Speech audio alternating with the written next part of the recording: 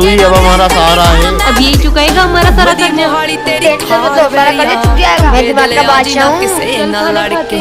सरपंच साहब, रघुवीर जी के बेटे ने नाम रोशन कर दिया पूरे गांव में। क्या कर दिया? ज्ञान की परीक्षा में पूरे राजस्थान में नंबर 1 पे आया है और सबने नाम रखा है दिमाग का बादशाह ये। रघुवीर जी तो कर्जे में डूबे हुए हैं। यही तो सोच रहा हूँ, आपके भी औलाद नहीं है, बताओ क्या कहते हो? रघुवीर का जितना भी कर्जा है अपन चुका देंगे और भी लाखों रुपए देंगे, लेकिन इसके बदले में अपन उसकी औलाद गोद लेंगे। ये संदेशा लेकर मैं रघुवीर जी के पास जाता हूँ। सरपंच साहब, ये बच्चा आपके पास आ गया ना, आपकी तो नैया पार हो जाएंगी। ये तो मेरे बुढ़ापे में राज करेगा सरपंच की कुर्सी पर।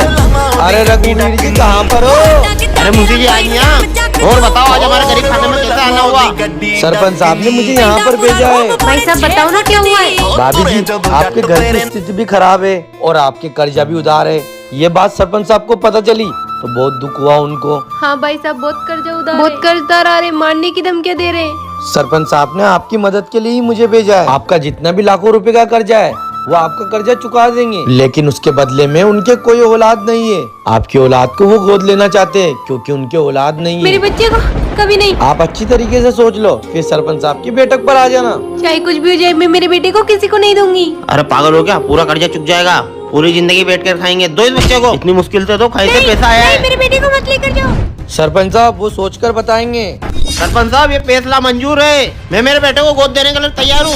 नहीं, ये फैसला मुझे मंजूर नहीं है। ये क्या बोल रही है तुम्हारी औरत? सरपंच साहब, आपका फैसला मुझे मंजूर है, लेकिन मेरा एक सवाल है। आप सबको 2 ऑप्शन देते हो, लेकिन हमारे को एक ऑप्शन क्यों दिया? ये बच्चा कहना क्या चाहता है?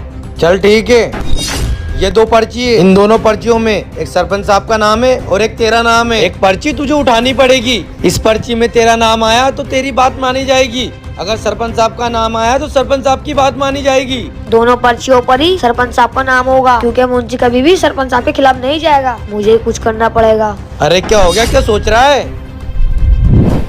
चल उठा एक पर्ची। हाँ, ये तो तूने बिना नाम पढ़े पर्ची फाड़ दी। चलो माना, मैंने एक पर्ची फाड़ दी। अब इस पर्ची को खोल के देखो, जरूर इसमें हारने वाले का नाम होगा।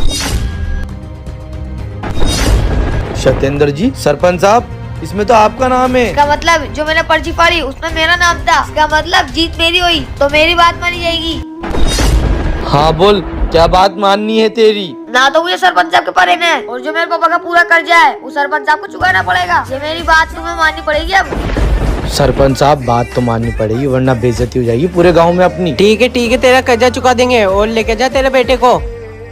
कहा था ना मैंने, दिमाग का बादशाह हूँ माँ।